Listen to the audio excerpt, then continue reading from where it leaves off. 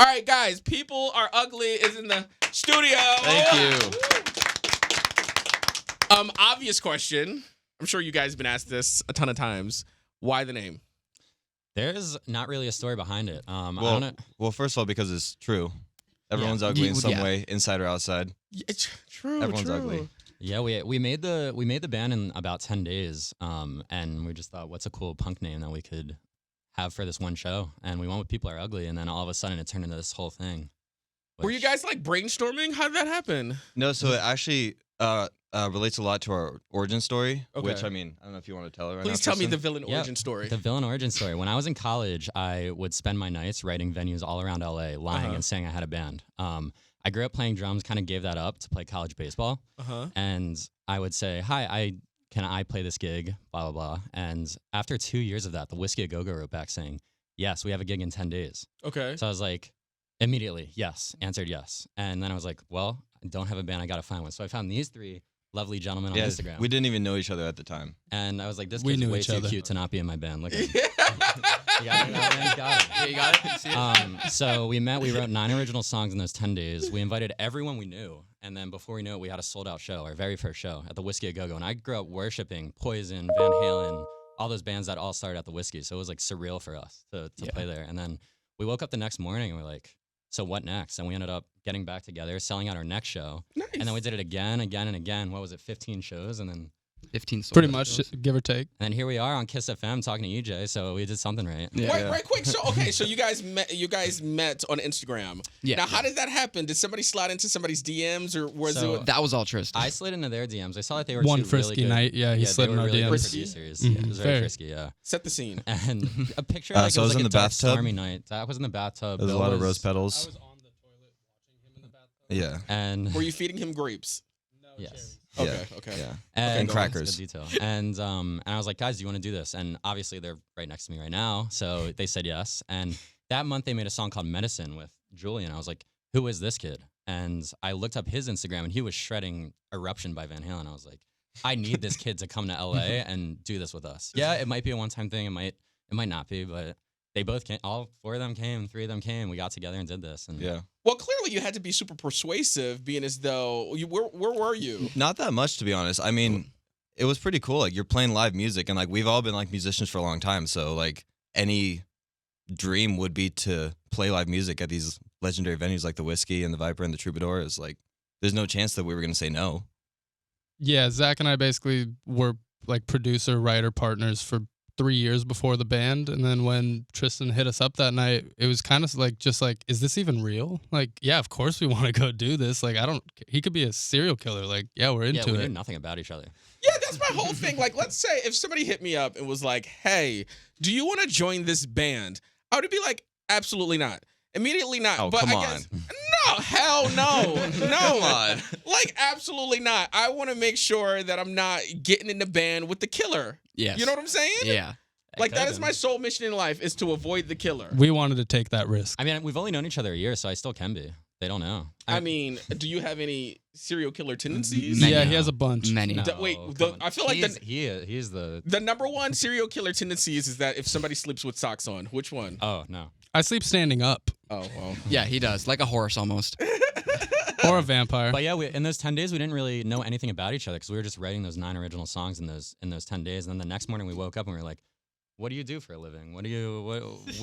After the first show was when we started, and then now we're best friends. Like, we talk to each other all day, every day. I'm so intrigued by this whole story. So when you guys are writing these songs in 9 days, where does this take place? At my studio. So I've been making, producing and writing music for like 8 years now. So I've like got like a nice little like home studio that I built up, and I've produced and written for a lot of people. But Yes. that's just kind of like where we got it done. Like, we just came through and just made them all. I don't know. There's And not much to the we story. all come from different backgrounds too. I wanted to make a pop punk band, so that first show was all like solely pop punk, like Blink-182 type music. But they have hip hop background. We're like 80s rock. Yeah, like old and boomer then- rock and stuff. you could tell that. Yeah, I say like one very interesting thing about us is that we all like different music. Like I hate some of the music that he listens to, Nice. and he also hates some of the music I listen to. But we all take influence from the best parts of all those things and kind of bring them into one. But you know what I like about it? It seems like you respect it. Even though you Yeah. may hate it, Oh, you absolutely. may respect the fact musically. Yeah. You respect it that way. Very much so. Mhm. I think that's what makes us work, to be honest, is because we all have different opinions, and just going with it has been what we did the whole time. When's the last time you guys fought?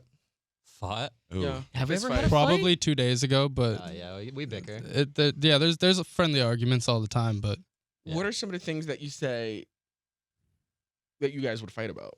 oh, you don't want to know. Oh, we can't say this Julian's on. in the bathroom too long. We didn't use it. No, because I feel like it would be like I think when you are together with each other as a group, it's not necessarily something that's big. It's always something that's so small and We're minuscule, right? extremely competitive, and like anger is fueled in our Smash tournaments, like Super Oh, Smash Smash Brothers. Bros. Yeah, Where no, we Smash fight. Bros. We We will get- fight and argue. We get heated. Yeah, he's dropped his controller and went outside. I've Super walked Smash away from a game because they were just being so unfair with everything. No, Super Smash Bros. Gets really sweaty here. I don't know what you guys are talking about. Super Smash Bros. Super Come on, Smash Bros. Hey, come on, You've never you know played- what we're talking The about. classic judgment- Nintendo Super the Smash judgment Bros. right now from no, what is it? We love It's a it. Nintendo game. It's like the #1 It's- game. It's the fighting. Is it like Mario game. a Switch or something like Yeah. that? Yeah, it's yeah, on the it's Switch. on the Switch. Listen, Oh. we'll the play- we'll listeners invite you love you over right for a now. Super Smash Where Bros. game. where do you guys live?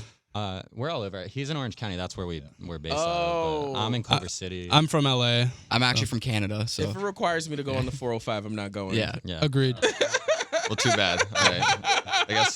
I guess we'll never find out. Do me a favor and tell me about I Love Myself. I love myself. That's a great song. So we were in Joshua Tree for a little writing retreat because we sometimes like to get away because his Uh-huh. house is where all our friends are at. So there's a lot of distractions, and we're making about a bunch of different songs. And Zach kind of dipped out into the desert, and I walk out, and he's just on his phone singing the melody, da na na na na na na na na na, and then Yeah. his voice note is still Yeah. what the song is. I do have that.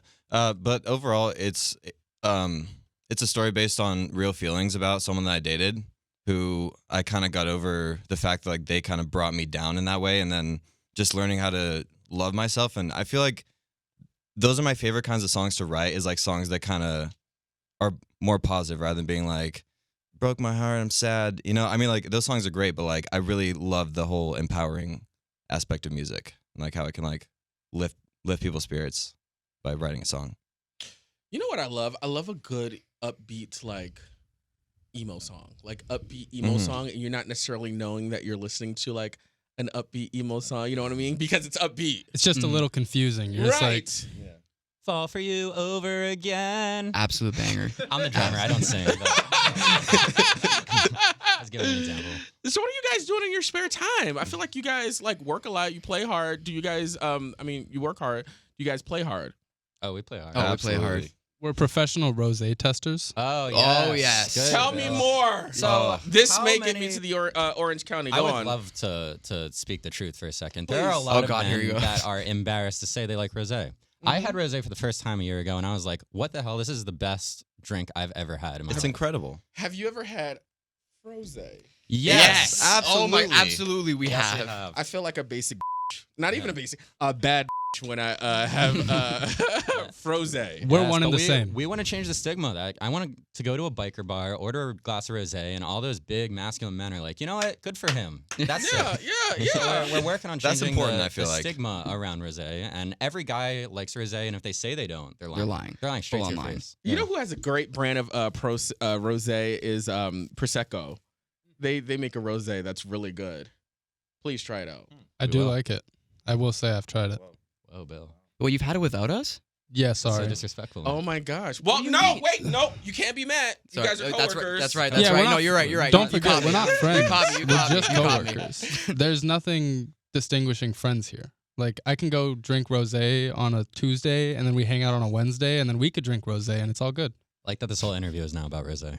I mean, let's get you the rosé endorsement deal. We're waiting. We're working. trying. That's We're trying. so bad. Like more than Yeah. anything. We might Wildly just make our own rosé. brand one day. Yeah. You Make want it to? in like a really dope looking bottle that you're like, I want whatever that is. I don't care what. Like kind a of super drink. masculine bottle. Yeah. Doesn't To matter. like break, well, just to break the Yeah. stigma. yeah, Yeah. exactly. You're from Canada? Yes. Say about. I'm kidding. I'm done. A bit. Toronto. Oh wait.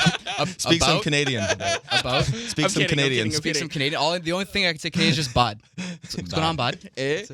You could do more. Yeah, I could do more. How was it being convinced to come down from Canada? It was. I've known Zach and Bill for at least a couple of years now, probably 2019 or so. Mm-hmm. And when I was in Canada, like I was a hired musician. I had bands I failed, never did, and I swore I would never, ever, ever do a band again. And then Zach hit me up one day, being like, "Hey, we're working on this project. Would you be willing to come and send me some of the stuff they're working on?" And I was like, "I don't know, dude. I'm 26. I don't know if I can do a band right now at this point in my life." And they invited me to play our first show with them. And I was like, "Screw it. I'll fly in. I'll play the first show. And I'll just see what it was." And I got on stage and I saw an entire room full of people just like screaming and already knowing some of the stuff that we were doing. And I was like, okay, something is clearly happening here. Excuse me. I will do whatever I can to be in this band, whatever it is.